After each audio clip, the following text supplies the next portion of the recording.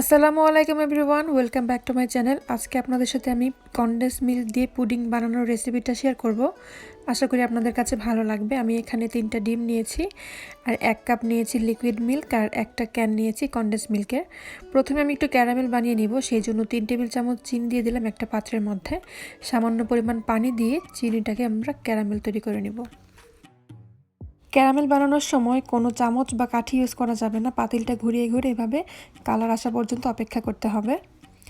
আমার ক্যারামেলটা হয়ে গেছে, আমি এখন 2টা পাত্রে ঢেলে নিব। আমি 2ভাবেই বানাবো আজকে, চুলায় এবং ওভেনে।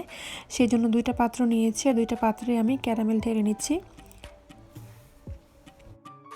তো ক্যারামেল ঢালা হয়ে গেছে, এখন আমি চেষ্টা করব পুরো পাত্রে যাতে ক্যারামেলটা ছড়িয়ে দেওয়া যায়। আর পুরো পাত্রে ক্যারামেল না ছড়ালেও কোনো সমস্যা নেই, যখন পুডিং বানানো হবে তখন অটোমেটিকই পুরো পুডিংয়ের গায়ে ক্যারামেল থাকবে, কোনো দিকে বাকি থাকবে না।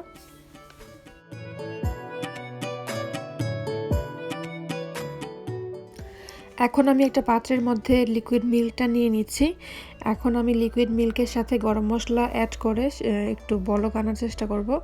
আপনারা চাইলে এই পার্টটা স্কিপ করে ভ্যানিলা এসেন্সও অ্যাড করতে পারেন, এতে করে একটা পুডিংয়ে একটা স্মেল আসবে, ভালো একটা ঘ্রাণ আসবে। তবে আমি ব্যক্তিগতভাবে গরম মশলার ঘ্রাণটাকে বেশি পছন্দ করি পুডিংয়ের মধ্যে, সেই জন্য আমি এলাচ, দারচিনি আর তেজপাতা দিয়ে দুধটাকে একটু বলক আনবো।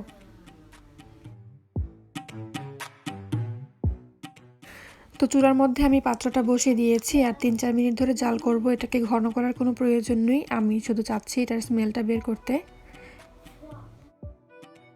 দুধের মধ্যে 3-4টা বলক আসলে আমি চুলাটা বন্ধ করে দিয়েছি আর এখন আমি দুধটা ঠান্ডা হওয়ার জন্য অপেক্ষা করছি।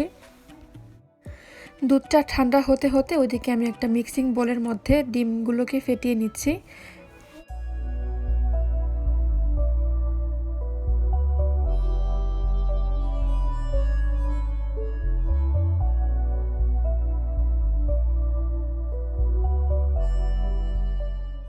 ডিমগুলোকে ফেটিয়ে নেওয়া হয়ে গেছে, এখন আমি কনডেন্স মিল্কটা অ্যাড করব ডিমের সাথে।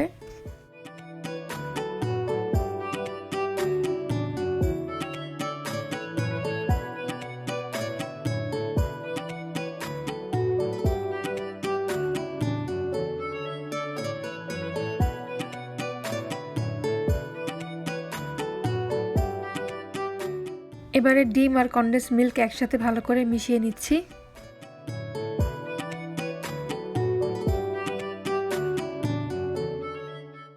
গরম মশলা দিয়ে জাল করা ঠান্ডা দুধটা এবারে এই মিশ্রণটার সাথে দিয়ে দিচ্ছি। এবারে সব কিছু একসঙ্গে ভালো করে মিশিয়ে নিব।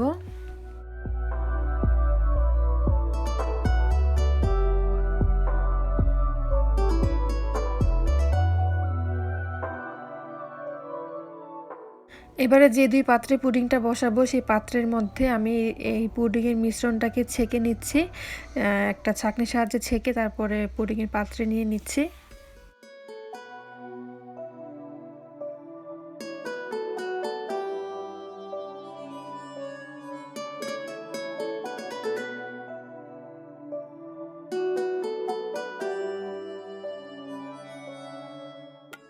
এটা আমি চুলায় বসাবো পুডিংটা, আর এটা বসাবো আমি ওভেনের মধ্যে।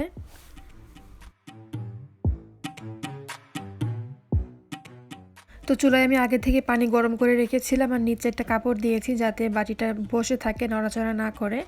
আর একটা অ্যালুমিনিয়াম পেপার দিয়ে আমি এটাকে কভার করে নিয়েছি। এবারে এটাকে আমি ঢেকে 25 মিনিটের জন্য জাল করতে থাকবো। চুলার আঁচটা থাকবে মিডিয়াম থেকে লো হিটে।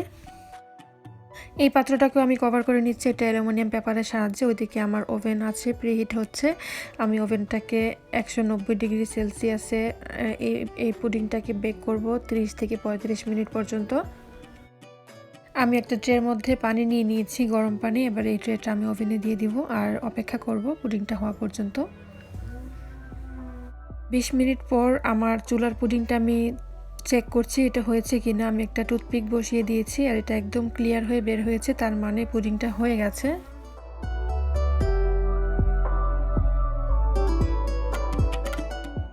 ঠান্ডা হওয়ার পর পুডিংটাকে আমি একটা পাত্রের মধ্যে এভাবে ঢেলে নিচ্ছি। দেখতে পাচ্ছেন কতটা সুন্দর হয়েছে, একদম পারফেক্ট। আর ক্যারামেল কিন্তু পুরো পুডিংয়ে ছড়িয়ে গিয়েছে।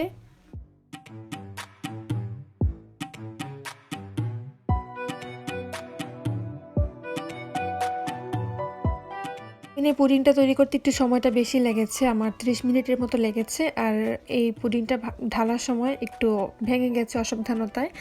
আর কিন্তু ওভেনে তৈরি পুডিংটার গাটা একদম মসৃণ আছে, আর এটার বাইরের থেকে একটু গর্ত গর্ত হয়ে আছে। বাইরে থেকে গর্ত গর্ত থাকলেও ভিতরটা কিন্তু একদমই পারফেক্ট আছে। আমি আপনাদেরকে কেটে দেখিয়ে দিচ্ছি। এই যে দেখেন কতটা সুন্দর পারফেক্ট হয়েছে, আর খেতে কিন্তু ভীষণ মজা হয়েছে। আর খুব সহজে অল্প সময়ে কিন্তু এই পুডিংটা তৈরি করে ফেলা যায়। আশা করছি আমার আজকের এই ভিডিওটা আপনাদের কাছে ভালো লেগেছে। যদি ভালো লেগে থাকে অবশ্যই একটা লাইক দিবেন আর কমেন্ট করে জানাবেন কেমন লাগলো। আজকের মতো এই পর্যন্তই। আল্লাহ হাফেজ।